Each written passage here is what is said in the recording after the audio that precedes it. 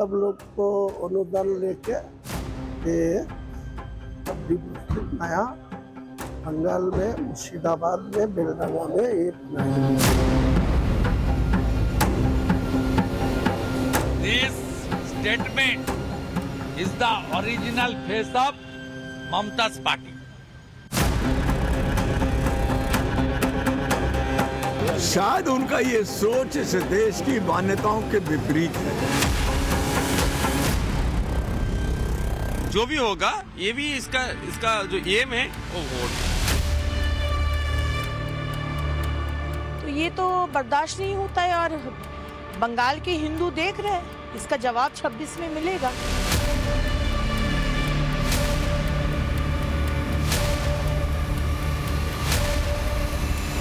मुगल आक्रांता बाबर को दुनिया से गए 494 साल हो चुके हैं और अयोध्या में विवादी ढांचे को गिरे 32 साल पूरे हो चुके हैं।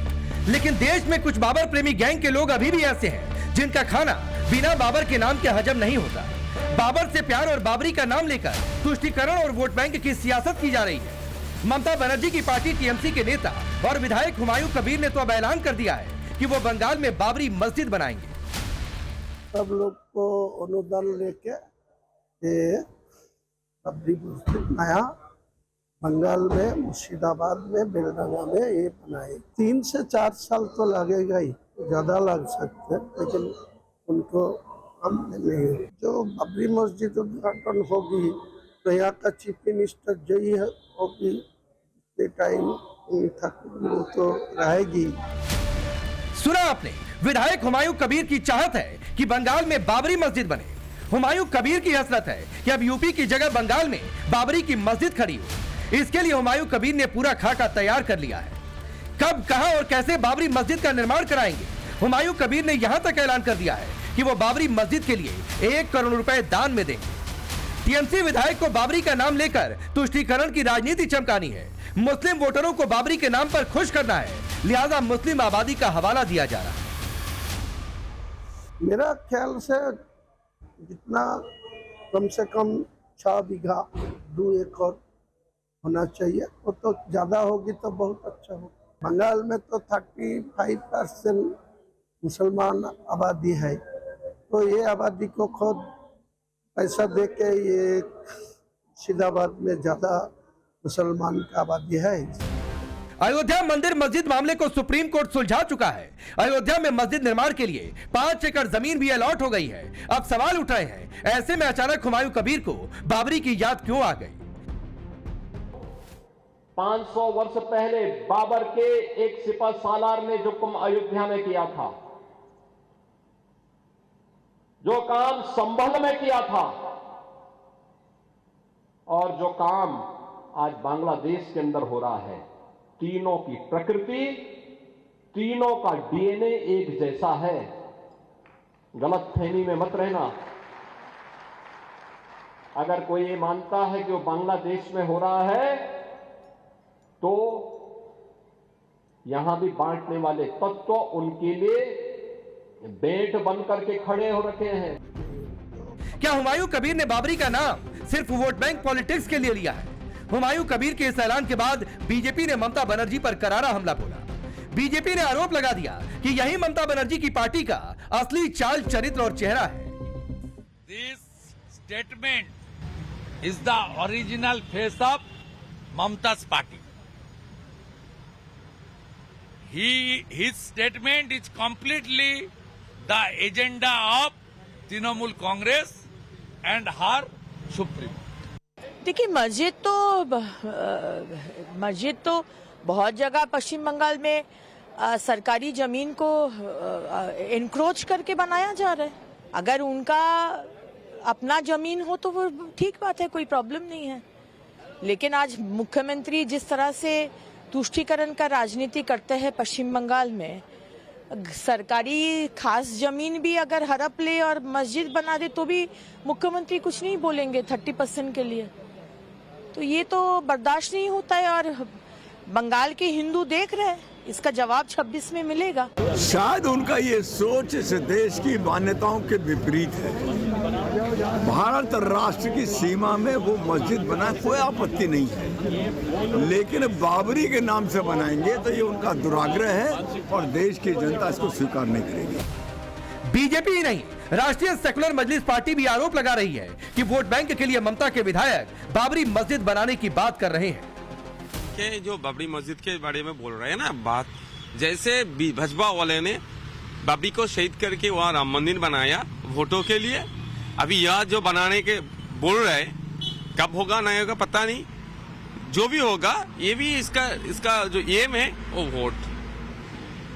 और मुख्यमंत्री का आपत्ति कैसे रहेगा? आपत्ति होने का बात नहीं है, कोई भी चाहे जिधर मतलब वो लीगल तरीके से कहीं भी मंदिर बनाएगा, कहीं भी मस्जिद बनाएगा, हर जगह तो होते हैं ऐसे।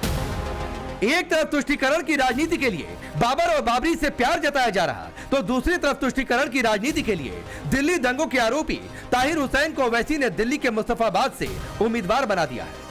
ताहिर हुसैन को एमआईएम में शामिल करने और उम्मीदवार बनाने पर बीजेपी नेता कपिल मिश्रा ने निशाना साधा और सोशल मीडिया पर लिखा, ओवैसी का हाथ अंकित शर्मा के हत्यारे के साथ, जिसके घर से बम मिले, पत्थर मिले, जिसने दिल्ली में सैकड़ों हिंदुओं को मारने की कोशिश की, जिसने आईबी अफसर अंकित शर्मा की हत्या करवाई, ऐसे ताहिर हुसैन को चुनाव लड़वाना दिल्ली के हिंदुओं को चुनौती देने की कोशिश है। ओवैसी ये याद रखना कि दिल्ली में अगर ताहिर हुसैन के नाम पर दोबारा दंगे करने की कोशिश की तो अंजाम तुम्हारी 7 पीढ़ियां याद रखेंगी। ऐसे में अब सवाल है कि वोट बैंक की राजनीति के लिए क्या दंगों के आरोपी से हाथ मिला लेंगे? सवाल यह भी है कि क्या बंगाल में बाबरी मस्जिद बनाने के बयान के साथ टीएमसी ने अपना चाल चरित्र और असली चेहरा जग जाहिर कर दिया है? Bureau report, times now of Bharat. तो मस्जिद बनाना कोई चाहता है वो ठीक है, लेकिन अगर कहे कि बाबरी के ही नाम से बनाएंगे तो इसके पीछे की मंशा क्या है? पहले परिचय आपका आज के मेहमानों से करवाता हूं। प्रदीप भंडारी भारतीय जनता पार्टी के नेता और राष्ट्रीय प्रवक्ता, प्रोफेसर कपिल कुमार प्रसिद्ध इतिहासकार स्टूडियो में हमारे साथ मौजूद हैं। तारिक खान है समाजवादी पार्टी के नेता और प्रवक्ता। बादल देवनाथ जी पॉलिटिकल एनालिस्ट हैं, टीएमसी का पक्ष रखेंगे। डॉक्टर पवन राव अंबेडकर हैं जो कि एमआईएम पार्टी के नेता और प्रवक्ता हैं। सभी का बहुत बहुत स्वागत है। अब मैं शुरुआत बादल देवनाथ आपसे करता हूं। मस्जिद बने कोई बनाए, ठीक है, उसकी अपनी इच्छा है, ऑब्जेक्शन नहीं भी होना चाहिए, लेकिन बाबरी ही नाम रखेंगे तो मंशा क्या है भाई, बता दीजिए। ये तो उनका बात है, मैं कैसे बताऊंगा क्यों आपसे ये सब बताया? ये तो उनका निजी वक्तव्य है, पार्टी का कोई वक्तव्य नहीं है, पार्टी का कोई डिसीजन नहीं है। लेकिन राकेश जी, मैं एक बात कहना चाहता हूँ, इसको कुछ दिन पहले पार्टी से एक शोकस नोटिस मिला था, क्योंकि ये पार्टी के खिलाफ कोई डिवाइडेड रूल करने का कोशिश कर रहा था, इसलिए इनको शोकस नोटिस मिला था। इसका आंसर मिला कि नहीं, क्या हुआ? पार्टी को मिला कि नहीं मुझे पता नहीं, तो बताइए ना। लेकिन उनका नहीं, शोकस नोटिस देकर छुट्टी हो गई। शोकस नोटिस का क्या हुआ बादल देवनाथ? और कहिए कि पार्टी आलोचना करती है, कहिए पार्टी से बाहर निकाल देंगे। नहीं, मैं नाम लेता हूं, आपने बोला ना सर, आपने बोला, लेकिन उसमें लेकिन कर दिया कि निजी है। लेकिन सर, लेकिन नहीं होता है तो या तो एक्शन ले लीजिए, या तो कहिए कि पार्टी से निकाल रहे भाई, ये बांटने वाली बात है, भड़काने वाली बात है। नहीं, सुनिए क्यों कह रहा हूं सर, सुनिए क्यों कह रहा हूं बादल देवनाथ, सुनिए। फिरहाद हकीम ने कहा था इस्लाम में जो नहीं जन्मा वो दुर्भाग्यशाली है। क्या हुआ उसका आज तक फिरहाद हकीम का? हुमायूं कबीर कह रहे बाबरी बनाएंगे, और हुमायूं कबीर ने मुर्शिदाबाद में क्या कहा था? उस शोकॉज नोटिस का क्या हुआ कि मुर्शिदाबाद में तुम 30% और हम 70%? कहिए तो बयान सुनवा देता हूं। क्या हुआ उस शोकॉज नोटिस का, जवाब दीजिए मुझे।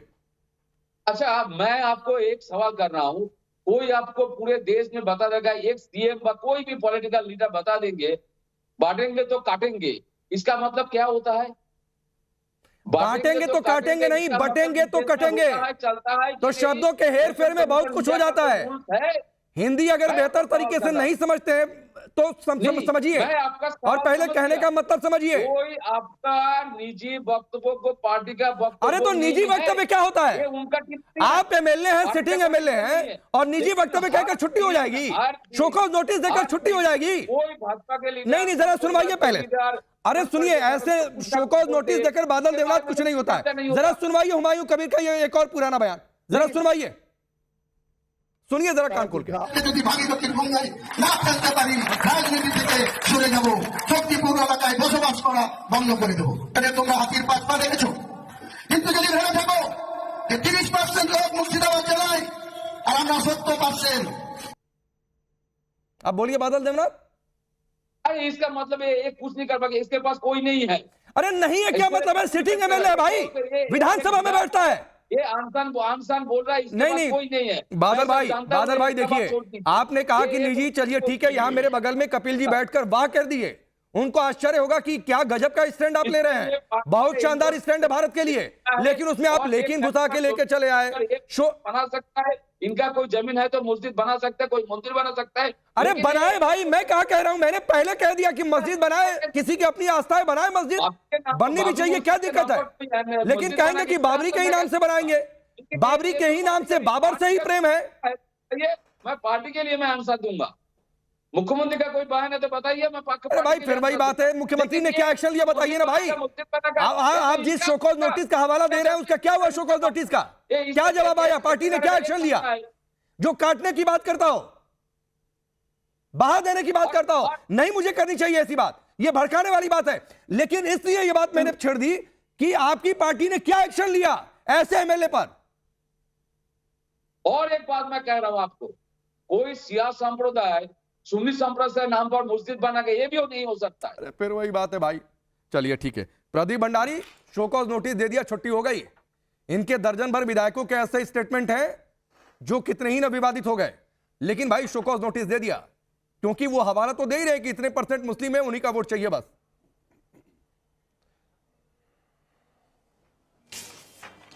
राकेश जी, आपके सभी दर्शकों को मेरा नमस्कार।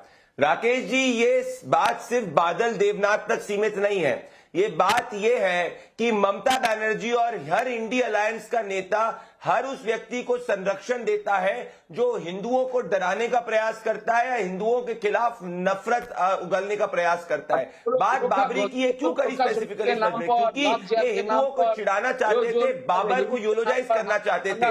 ये वही लोग हैं जिनके लिए बादल देवनाथ पहले सुन लीजिए, प्रदीप भंडारी आपको सुन रहे थे, एक बार सुन लीजिए, फिर मैं आपको तुरंत समय दे दूंगा, आप ही को दूंगा, कहीं और नहीं जाऊंगा। एक बार सुन लीजिए फिर काउंटर करिएगा सर, शुरुआती 10 सेकंड में काउंटर मत करिए। बादल देवनाथ जी मेरी बात तो सुनिए। बादल देवनाथ जी सुनिए मेरी बात को, मैं कह रहा हूं राकेश जी याद करिए 2021 का बंगाल विधानसभा चुनाव, जब तृणमूल कांग्रेस ने विधानसभा चुनाव जीता था, उसके बाद टारगेटेड रूप से जिन जिन हिंदुओं ने तृणमूल कांग्रेस को वोट नहीं किया था उन चुन चुन के उनको मारा गया था। तृणमूल की सरकार कुछ नहीं करी थी। फिर कलकत्ता हाईकोर्ट में मामला गया था और कलकत्ता हाईकोर्ट ने बोला था बंगाल के अंदर लॉ ऑफ द रूलर चल रहा है, ना कि रूल ऑफ लॉ चल रहा है। ये आप याद करिए किस तरीके से बंगाल की सरकार सुप्रीम कोर्ट के अंदर गई थी और कहा था कि सब की सब मुसलमानों को ओबीसी के अंदर रिजर्वेशन दे दो, जिसको सुप्रीम कोर्ट ने स्ट्राइक डाउन करा था। मतलब इनके डीएनए के अंदर हिंदू नफरत है। बादल देवनाथ को प्रोटेक्ट करने वाली व्यक्ति है ममता बनर्जी। ममता बनर्जी वही लेडी है जिन्होंने 2021 के पोस्ट पोल वायलेंस के अंदर, एंटी हिंदू वायलेंस के अंदर कोई कार्य नहीं किया था। ममता बनर्जी इंडिया अलायंस का हिस्सा है, वही इंडिया अलायंस जो सनातन को डेंगू मलेरिया एड कहता है, जो सुप्रीम कोर्ट की 5 जज की बेंच ने जो जजमेंट दिया उसके बाद ये मुसलमानों को वापस से भड़काने का प्रयास इसीलिए कर रहे हैं क्योंकि इनके लिए सिर्फ और सिर्फ ये जो संविधान है, ये मानते हैं कि संविधान में हिंदू जो है सेकंड ग्रेड सिटीजन है, उसको तो बांट सकते हैं, मुसलमान वोट को एकजुट करने में ये बाबर तक को यूरोजाइज करते हैं। वो बाबर जो आक्रांता था, इनके लिए अब्दुल हमीद जो है वो नेशनलिस्ट नहीं है, बाबर जैसे लोगों को ये बैक करते हैं, इसीलिए ये रेडिकल है, फंडामेंटलिस्ट है। बोलिए बादल देवनाथ, और जो प्रदीप भंडारी की बातों से सवाल है, और सवाल ये है कि क्या बंगाल के हिंदुओं को डरा रहे हैं? नहीं, ऐसा कोई बात नहीं है प्रदीप जी। मैं आपको कहना चाहता हूँ ममता दीदी एक ब्राह्मण है और ममता दीदी सारे धर्म का सम्मान करते हैं और India election commission of India का जो रूल्स है धर्मनिरपेक्षता वो भी पालन कर रहा है। और ममता दीदी यहाँ पर बंगाल में 10.5 करोड़ जो लोग है उसमें बादल देवनाथ जी जब इस देश में मुगल आक्रांता आए थे तो खुद जयचंद आपस में लड़ रहे थे, अपने आप को हिंदू होने का ढोंग कराते थे और वो जयचंद होने के कारण ही मुगलों ने इस देश के अंदर 400 साल तक राज किया। ममता बनर्जी का ये बयान है, वो कहती है कि 100 बार वो इस्लाम में जाएंगी, अभी तक बंगाल के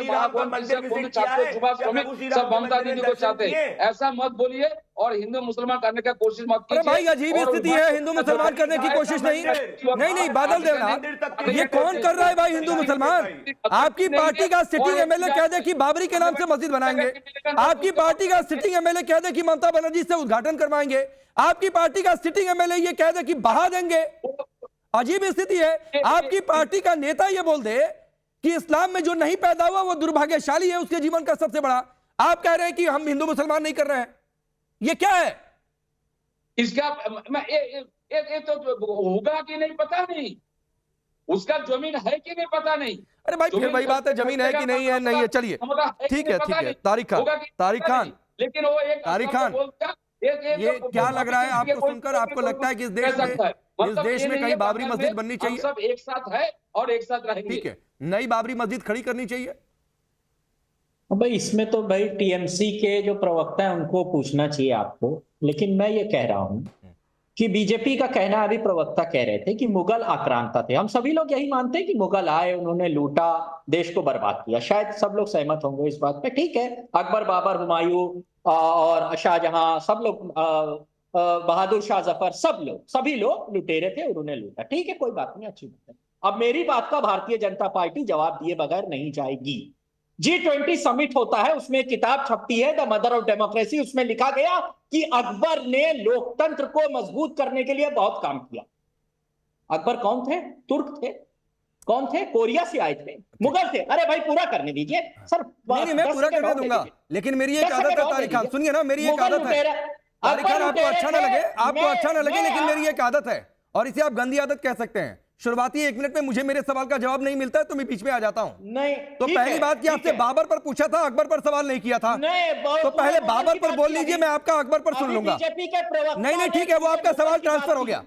पहले मेरा बाबर का सवाल दीजिए, बाबर के सवाल का जवाब दीजिए। क्या समाजवादी पार्टी औरंगजेब पे नहीं बोलेंगे? क्या समाजवादी पार्टी? नहीं, मैं तारिक खान सुनिए ना प्लीज तारिक खान, आप जो बोलेंगे, आप जितना समय कहेंगे मैं दे दूंगा। आप जितना समय कहेंगे मैं कमिट करता हूं, अनइंटरप्टेड समय दूंगा। लेकिन मुझे समाजवादी पार्टी की लाइन जाननी है। क्या समाजवादी पार्टी इस देश में एक नई बाबरी मस्जिद के पक्ष में है, हाँ या ना? नहीं, एकदम नहीं। सुप्रीम कोर्ट के दिए हुए आदेशों का समाजवादी पार्टी दिल से सम्मान करती है और उस निर्णय के ऊपर और कोई सवाल नहीं खड़ा करना चाहती है। तो बाबरी को लेकर कौन सा डिसीजन दे दिया सुप्रीम कोर्ट ने? वो अगर नहीं, बाबरी को लेकर कौन सा डिसीजन दे दिया भाई? राम मंदिर बनने का आदेश दिया सबने। अरे मैं पूछ रहा हूं कि बंगाल में बाबरी बनती है, अगर एक नई बाबरी इस देश की सियासत में खड़ी की जाती है तो समाजवादी पार्टी उसके साथ है कि उसके विरोध में? मुझे एक लाइन में बताइए। मैं इसका समाजवादी पार्टी से कोई लेना देना नहीं है। अगर टीएमसी के विधायक ये बात कह रहे हैं तो इसका टीएमसी के प्रवक्ता से पूछना चाहिए। अरे भाई, आप समर्थन में कि विरोध में हैं? आप बीजेपी के या मोदी के एक बयान पर या फैसले पर आप कहते हैं ना कि गलत फैसला है। समाजवादी पार्टी का इस बात से कोई लेना देना नहीं। नहीं, लेना देना की बात ही नहीं है। मैंने कहा कि लेना देना, मैंने कहा कि लेना देना है। प्रदीप भंडारी 30 सेकंड और दे दीजिए, 30 सेकंड और दीजिए, फिर मैं आऊंगा। 30 सेकंड और प्रदीप भंडारी। मैं फिर सवाल दोहराऊंगा तारिक खान, लेना देना की बात नहीं। मैंने कभी ये नहीं कहा कि सपा का कोई लेना देना है। मैं ये कहीं नहीं रहा हूं, मैं मान रहा हूं कोई लेना देना नहीं। आप समर्थन में कि विरोध में है? मैं नहीं चाहता कि किसी भी तरीके के विवाद नहीं, पक्ष में या विरोध में? बाबरी के पक्ष में या विरोध में? मुझे ये जानना है। मुझे मेरी बात नहीं, मुझे पक्ष में या विरोध में जानना है। मैं बिल्कुल आपके ही बात का जवाब दूंगा। नहीं सर, एक लाइन में बोलिए, एक शब्द है कि या तो मैं पक्ष में हूं या तो विरोध में। जवाब दूंगा, मैं अपने तरीके से जवाब दूंगा। तरीका क्या होता है भाई? इस तरीके घुमा फिरा कर इतना दिक्कत है क्या? इस तरीके के विवाद को उत्पन्न करने में समाजवादी पार्टी की कोई भागीदारी नहीं है। मैं कहा कह रहा हूं कि भागीदारी है तारिक खान? मैं ऐसा करना चाहिए। टीएमसी के प्रदीप भंडारी कह रहे तो तारिक खान पिछले 1.5 मिनट में ये नहीं बता पाए मेरी बात कि भाई वो बाबरी के पक्ष में है कि विरोध में? नहीं तारिक खान, या तो आप पहले बोलिए कि आप पक्ष में या विरोध में है। मैं आपकी सारी बातें सुनूंगा। मैंने आपसे अकबर का सवाल नहीं किया था, तो सिलेबस के दायरे में रहिए। मैं बताता हूं क्या, ये बाबर और औरंगजेब पे जब बात करें अकबर पे जाएंगे, अकबर पे बात करें तो तीसरे पे जाएंगे। इनके मैं बताता हूं इनकी विवशता क्या है। इनकी विवशता है, अगस्त 9, 2017 को समाजवादी पार्टी के नेता थे मविया अली, उन्होंने कहा था कि समाजवादी पार्टी के हिसाब से मुसलमान पहले मुसलमान हैं और हिंदुस्तानी और इंडियन बाद में है। इस नेता को अभी तक समाजवादी पार्टी से नहीं निकाला गया। क्यों नहीं निकाला गया? अगर आप इतने राष्ट्रभक्त लोग हैं, इतनी राष्ट्रभक्तों की पार्टी है तो निकालिए उसको पार्टी से। नहीं, क्योंकि तुष्टीकरण करना है, बोलना है कि पहले मुसलमान हो बाद में भारतीय हो। बोलिए पहले भारतीय हो, बोलेंगे आपके नेता मवैया अली को हटाया आपने? प्लीज नहीं ठीक है, मैं आता हूं, बीच में रुक जाइए तारिक खान। मैं इसलिए बीच में, मैंने पहले कहा ना सर, कि सिलेबस के दायरे में रहिए और कोई भी सिलेबस के दायरे में रहिए, और इसीलिए इस सिलेबस के मास्टर को भी हमने यहाँ पर बुलाया है। और मेरे ठीक बगल में कपिल जी बैठे हुए जो इस सिलेबस के मास्टर हैं। तो कपिल जी मुझे बताइए कि इनसे बाबर पर सवाल पूछा तो ये अकबर पर क्यों चले गए? और फिर सवाल ये भी कि मैं पूछते पूछते थक गया कि भाई आप बाबरी के पक्ष में कि विरोध में, ये जवाब नहीं दे पा रहे। तो ये कहता क्या है, संकेत क्या देता है आपकी क्लास में? सारे मुगल लुटेरे थे या नहीं थे? थे। रुकिए अभी इसका जवाब दे देंगे कपिल जी। बोलिए कपिल जी। अभी नौटंकी कराइए इन्हीं लोगों हाँ रुकिए ना, रुकिए तारिक खान रुकिए। नौटंकी कराइए, नहीं रुकूंगा, मुझे बोलने का मौका नहीं देते। मैं दूंगा मौका सर, मैं मौका दूंगा तारिक खान, लेकिन आप पहले सवाल का जवाब नहीं आपको मौका चाहिए ना। चलिए आपको मौका चाहिए, आप बताइए कि आप बाबरी के पक्ष में कि विरोध में हैं। आप चलिए, आपको मौका दिया, बोलिए। नहीं मौका क्या दे रहे, मेरी बात पूरी। तो आप बाबरी के पक्ष में हैं? अपनी बात कहने के बाद तो सर आप नहीं सर, पहले मुझे बताइए, एक सर्वे मुझे चाहिए कि आप बाबरी के पक्ष में हैं कि विरोध में है तारिक खान? निकलिए। निकलिए क्या होता है? चौक चौराहे पर खड़े हैं क्या कि निकलिए? नहीं, चौक चौराहे पर खड़े हैं क्या कि निकलिए? कहीं भी। हाँ तो सुनिए, पहले मैं फिर आऊंगा, पहले सुनिए इस सिलेबस के मास्टर को। अब मुझे कपिल जी बताइए कि ये बता क्यों नहीं पा रहे? देखिए, आप सवाल ही गलत व्यक्ति से पूछ रहे हैं। जिन लोगों ने कार सेवकों के ऊपर, अगर आप इतिहास में जाना चाहते हैं, और गोलियां चलवाई थी, तो उनसे अगर आप ये सवाल पूछ रहे हैं कि बाबरी के पक्ष में है या नहीं पूछ रहे हैं, तो ये सवाल ही गलत हो गया। इन लोगों से और कई सवाल भी पूछिए अगर पूछने हो तो। आज जो है बांग्लादेश के अंदर जो नारा लगा है वो देख ही लिया है सबने कि हिंदुस्तान के मुसलमानों, बंगाल बिहार के मुसलमानों, वही बाबर की तरीके से हमला करके हमें फिर गजवाए करना है। क्या इनकी पार्टी का एक स्टेटमेंट आया उसके ऊपर? क्यों नहीं? अगर वहां से कोई देश के खिलाफ इस तरीके की कॉल दे रहा है, आह्वान कर रहा है इस तरीके का, तो क्या इनका राजनीतिक दल होने के नाते ये दायित्व नहीं बनता कि इसको तुरंत काट करे, या ये कह देंगे इससे हमारा क्या मतलब, ये तो सरकार का लेना देना।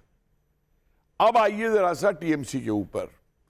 मैं बड़े गौर से टीएमसी के जो ममता जी के वक्तव्य आ रहे हैं पिछले कुछ दिनों में, खास तौर से बांग्लादेश होने के बाद से, मैं उनको बड़े गौर से, बड़े ध्यान से देख रहा हूं, और मैं इस निर्णय में पहुंचा हूं कि इस समय ममता बनर्जी जो हैं वो काफी घबरा गई हैं और एक आंतरिक द्वंद्व में फंस गई हैं। वो जो उन्होंने तुष्टीकरण की नीति करके जिस तरीके से वहां पे कट्टरवादी पनपने शुरू हो गए थे बंगाल के अंदर, और उसके बाद बांग्लादेश के अंदर जो नतीजे सामने आए हैं, इससे शायद कहीं ममता बनर्जी के अंदर जो है, कहीं इनकी आत्मा कुछ जागी है, जो ये कह रही हैं अब कि यूएन के अंदर पीस फोर्स भेजने के लिए वहां पे केंद्रीय सरकार को बात करना चाहिए, हम केंद्रीय सरकार की हर नीति के साथ हैं वहां पे।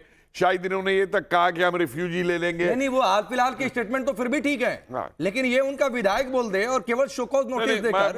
मैं इसी पे आ रहा हूं, इनके विधायक पे।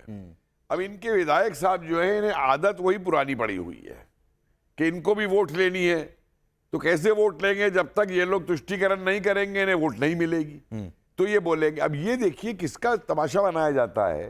कई बार कई पार्टियों में ये चीज होती है कि हमने नोटिस दे दिया, हमने एक्सप्लेनेशन मांग लिया, माफी मांग लो। अरे भाई, जो कथन है उस कथन का जो समाज पे असर पड़ना है, उस समाज का असर तो डाल दिया उसने। माफी मांगने से भी क्या होगा? और आप उसको अपनाए हुए हैं, केवल छोड़ देंगे इतना कह के कि जी हमने नोटिस दे दिया। आपके खाली ये कहने से कि उसका निजी व्यक्तित्व है, तो भैया फिर वो आपकी पार्टी में कोई, अगर वो अपने निजी बाबरी क्यों, बाबर नहीं, मैं वही बता रहा हूं कि अगर उसका निजी व्यक्तित्व है बाबरी और ये सब, तो आप उसे पार्टी में क्यों रखे? ठीक, उसे अपनी निजी राजनीति करने दीजिए ना फिर। ठीक कि भैया जाइए आप, हमारी एक पार्टी डिसिप्लिन पार्टी है, पार्टी के नेता के कहने में चलती है, उनके विचारों में चलती है, और अगर तुम ये अपना निजी विचार चलाते हो तो उसको रास्ता दिखाइए बाहर का। ठीक है पवन, वो आप नहीं दिखाएंगे। पवन भाई, आपकी पार्टी तो मुझे लगता है कि बड़ी खुश हो रही होगी इस बयान को सुन के, क्योंकि तो कई बार 500 साल पता नहीं नस्लों को याद दिलाने की बात, बाबरी की फोटो की तस्वीरें बार बार मंदिर बनने तक लहराते रहे हैं आपकी पार्टी के चीफ। राकेश साहब बहुत बहुत शुक्रिया।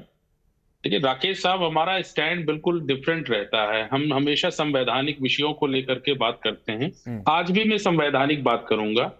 अगर किसी व्यक्ति ने किसी भी धार्मिक स्थल के निर्माण की बात कही है और वह धार्मिक स्थल कानून सम्मत है, तो निश्चित रूप से उसका निर्माण किया जा सकता है और उस धार्मिक स्थल का कोई भी नाम दिया जा सकता है। तो इस पर मुझे नहीं लगता है कि इतना बड़ा बखेड़ा आपने जो खड़ा कर भाई दिया है, आप मासूम वो हैं कोई क्या? आप बच्चे हैं क्या पवन अम्बेडकर, या यहाँ पर बैठा कोई बच्चा है? नहीं, या फिर हमारे दर्शक को आप इतना ना समझते हैं? आप जो डीरेल करना हमने कभी ये कहा कि धार्मिक स्थल ना बने, बनाइए ना भाई मंदिर मस्जिद, कौन रोक रहा है? और किसी को रोकना भी नहीं चाहिए, और कोई रोके तो एक्शन भी होना चाहिए। लेकिन सवाल यह है कि बाबरी ही नाम रखेंगे तो उसके पीछे मंशा क्या है? सवाल ये है। साहब सुनिए, आप जो है इस देश के नागरिकों को भड़काने का काम करते हैं। अच्छा, मैं भड़का रहा हूं? मतलब एक नेता बोलकर चला जाए वो कुछ नहीं है, मैंने भड़का दिया। लगी हुई है। आप बांग्लादेश की घटनाओं को भड़काने के रूप में भारतीय जनता पार्टी की जो मंशा को मजबूत करने का काम करते हैं। आप इस देश में ऐसे माहौल को पैदा कर रहे हैं। मीडिया की मैं बात कर रहा हूं, मीडिया की।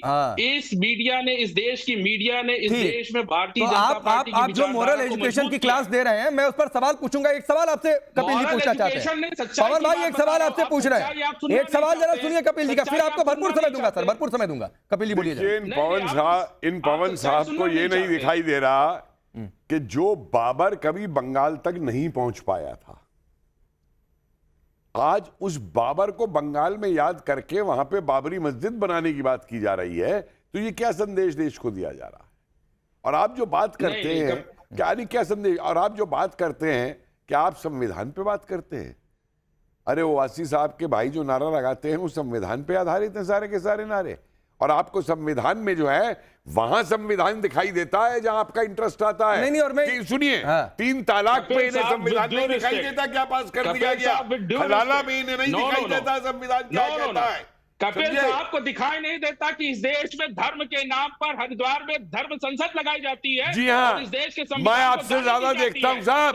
और क्यों लगाई जाती है धर्म संसद, ये भी सुन लीजिए। जब सरतंज से जुदा का नारा आप लगाएंगे तो धर्म संकट लगेगी। नहीं लगेगी। जब आप तंजर से जुदा का नारा लगाएंगे तो जवाब मिलेगा आपको। काम कर रही है आप जैसे नहीं है हर कोई। आज आपका क्या बयान कि आपकी बारहवीं उसको सह लेंगे, 15वीं शताब्दी को सह नहीं नहीं, ठीक ठीक ठीक, एक मिनट में बीच में आता हूँ। पवन भाई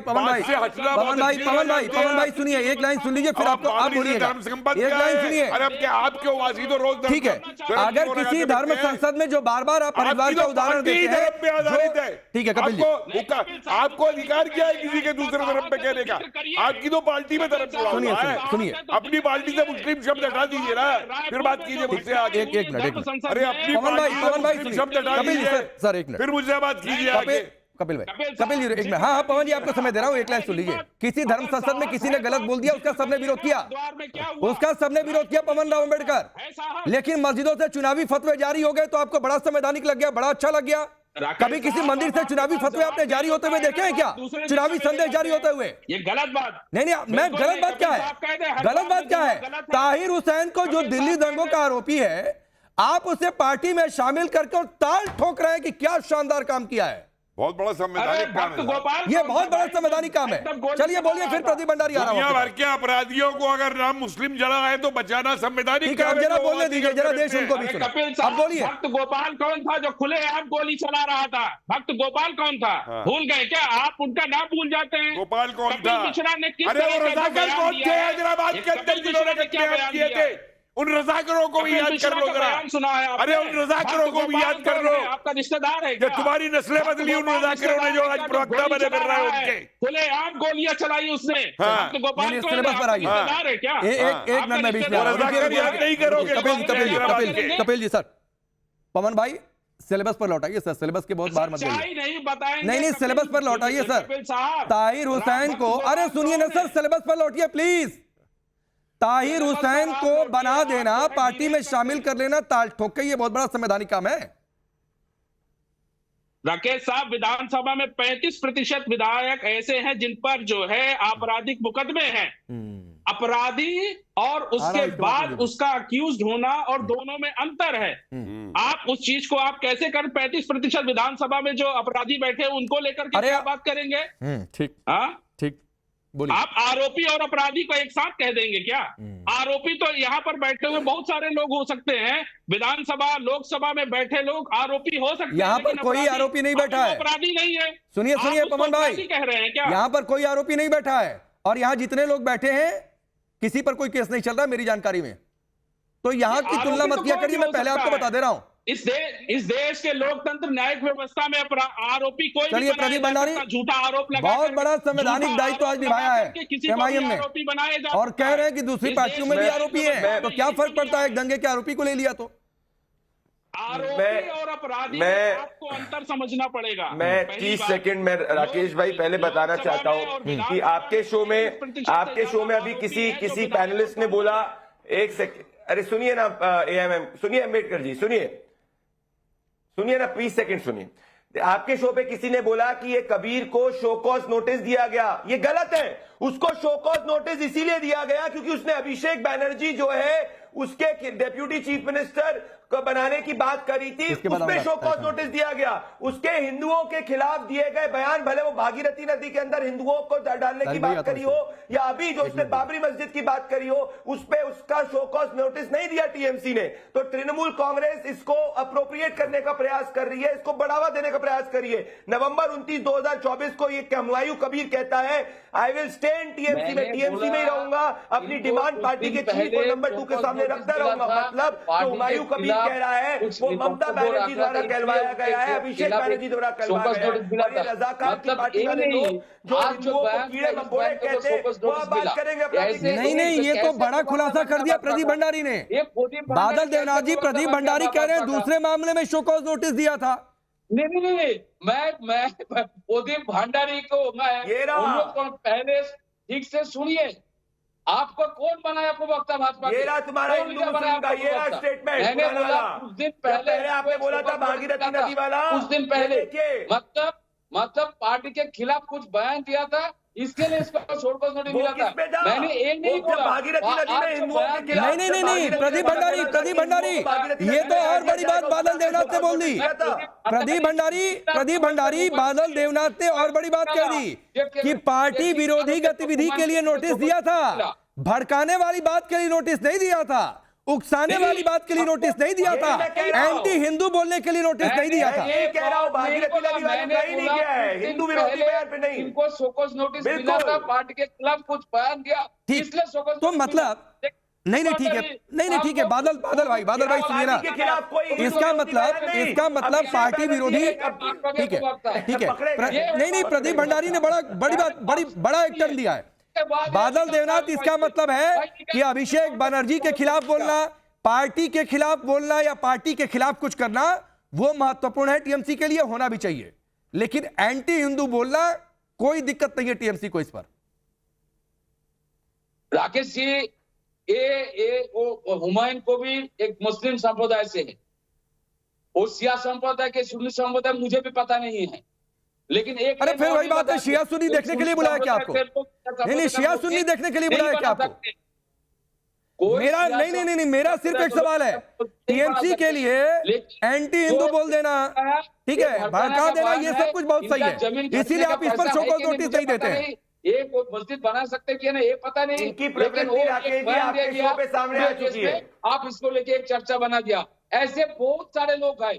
नहीं, ये पहला बयान नहीं है। मतलब अगर हुमायूं कबीर बोले कि भागीरथी नदी के अंदर हिंदुओं को डाल देगा 30%, अगर हुमायूं कबीर बोले कि बाबरी जैसी मस्जिद बनाएगा, अगर 2021 के हिंदू विरोधी। बादल देवनाथ, ये बड़े बादल देवनाथ ने, तारिक भाई बस 10 सेकंड और दे दिए, तुरंत आ जा रहा। बादल देवनाथ, एक बात कह दूं सर, ये बड़े शर्म की बात है, और ताल ठोंककर आपने कह दिया कि मैंने कब कहा था कि एंटी हिंदू बोलने पर, मैंने कब कहा था कि हिंदुओं को मारने पर, बहा देने पर नोटिस जारी किया गया?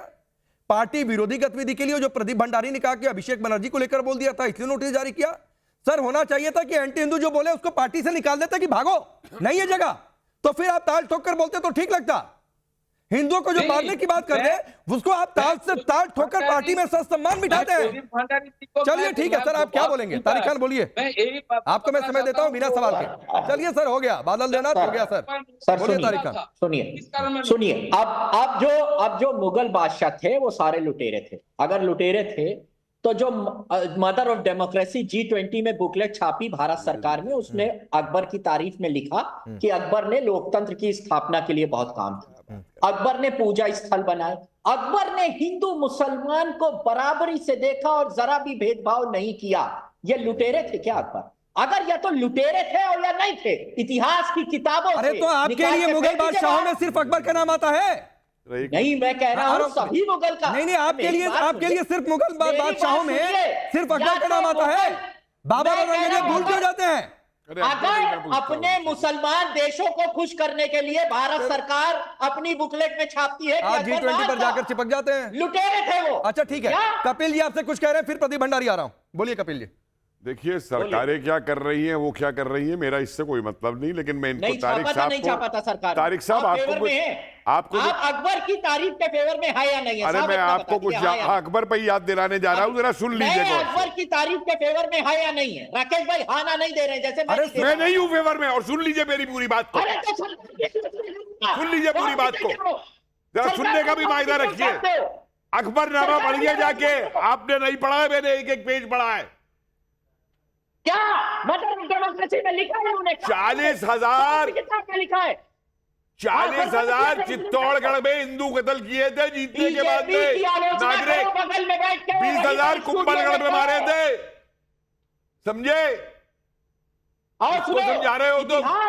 किसको समझा रहे हो तुम? जानकारी है कुछ या जीरो जानते हो? अरे तुम्हें जानकारी है कुछ?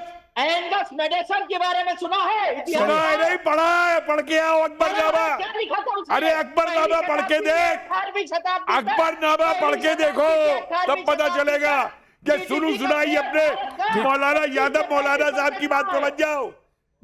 मौलाना अखिलेश यादव जो बताते हैं इतिहास तुमको। 1 मिनट में आता हूं बीच में, ये तुम तड़क वाली बातचीत नहीं। प्रदीप भंडारी, इनके लिए मुगल बादशाहों में सिर्फ अकबर है, बाबर, औरंगजेब, ये अकबर में बता दे रहा है कि 40,000 मारे थे, नाम भी नहीं ले पा रहे, बोलेंगे क्या? अकबरनामा में क्या? चलिए प्रदीप भंडारी, इनकी सुई G20 पर जाके अटकी है। मैं जवाब देना चाहता हूं, मैं जवाब दे जाता हूं मेरे समाजवादी पार्टी के मित्र को, ये थोड़ा सा समझते नहीं है। हर मुगल आक्रांता है, बाबर लुटेरा है, औरंगजेब लुटेरा है, ये सच्चाई है।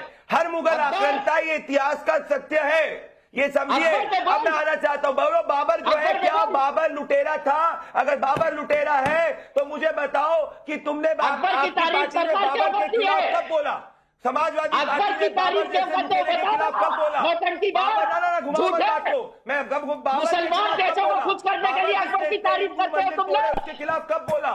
अरे सत्ता जिन्होंने तुम इससे जवाब मांगो, अकबर का नाम क्यों मिला करते हो? क्या पार्टी ने कहा कि मुगल पड़े आगे ने कहा कि हिंदू जो है अपनी किताब छापते हो मुसलमान देशों को खुश करने के लिए, उसमें लिखते हो कि अकबर महान था, यहाँ नाटक करते हो आके। तारिक भाई, तुम्हारे नाटक तारिक खान सुनिए ना, ठीक है, थोड़ा सा वक्त कम है सर। आप पूरी बार जितनी बार आपके पास आया, आप बाबर औरंगजेब पर एक शब्द नहीं बोल पाए, आपकी जुबान सिल गई सर। थोड़ी दिन पहले मुख्यमंत्री योगी आदित्यनाथ ने भी कहा था कि बाबर की बात यहाँ पर करते लोगों को दिक्कत होने लगती है। आपकी सुई अकबर पर जाके अटक गई, अकबर का आईना दिखाया कपिल जी ने, उस पर भी आप कुछ नहीं बोल पाए, तो आप G20 पर जाकर अटक गए। तो सर ये इस तरीके की बातचीत मत किया करिए। ऐसे जब सवालों से भागते हैं ना, तो लोग फिर कहने लगते हैं कि भाई ये आप क्यों भाग रहे हैं। चलिए वक्त इतना ही है।